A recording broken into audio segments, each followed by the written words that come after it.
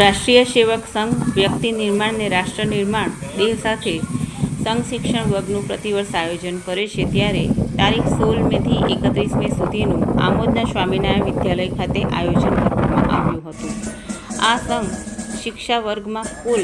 167 શિક્ષણાર્થીઓ, 24 શિક્ષકો અને 30 પ્રબંધકો ઉપસ્થિત રહ્યા હતા.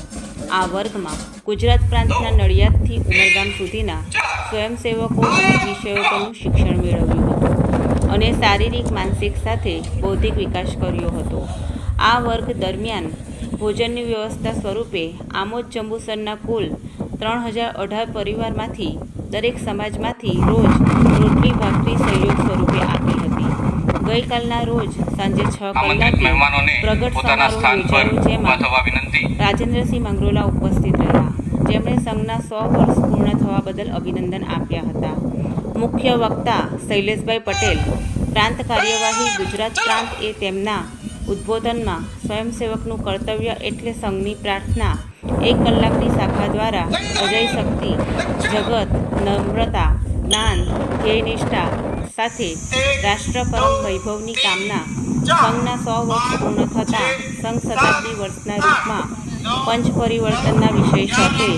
સ્વયંસેવક સમાજના દરેક ઘરે જઈ સમરસતા, પર્યાવરણ, સ્વ આધારિત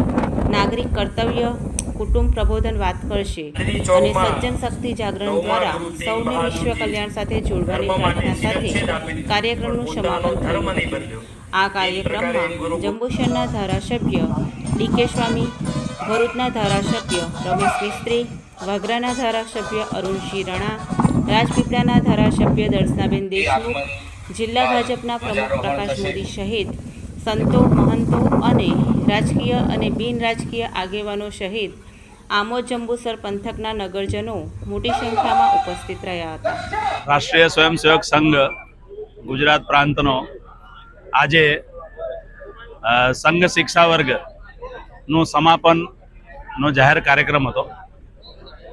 આ જાહેર કાર્યક્રમમાં શિક્ષાર્થીઓ દ્વારા જે 15 દિવસની અંદર જે શારીરિક અને બૌદ્ધિક પ્રશિક્ષણ થયું હતું એનું નિદર્શનનો આ કાર્યક્રમ હતો. આ કાર્યક્રમમાં સમાજના દરેક વર્ગના લોકો જેમનો સહયોગ મળ્યો છે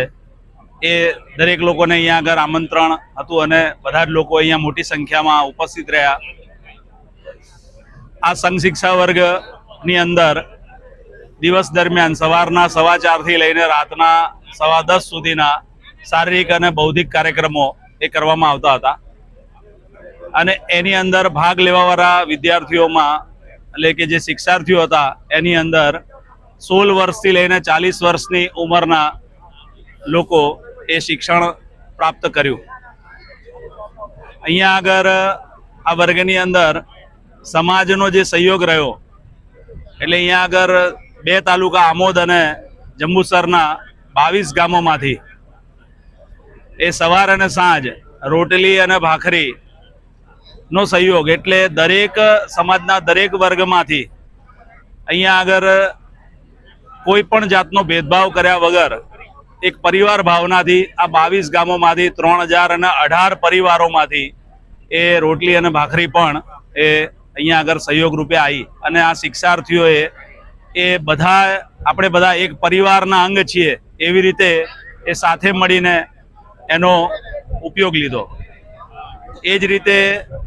અહીંયા આગળ શારીરિક અને બૌદ્ધિક કાર્યક્રમોના માધ્યમથી એક વ્યક્તિ નિર્માણ જે દેશ માટે, સમાજ માટે હર હંમેશ તૈયાર રહે અને ઉપયોગી રહે એવું નિર્માણ કરવા માટેનો એ આ વર્ગની અંદર એ પ્રયત્ન કરવામાં આવ્યો છે અને આ વર્ગના માધ્યમથી સમાજની અંદર એક સારી ભાવના અને પરિવાર ભાવના ઊભી થાય એવો પણ જોડીને કાર્યક્રમ કરવામાં આવ્યા છે.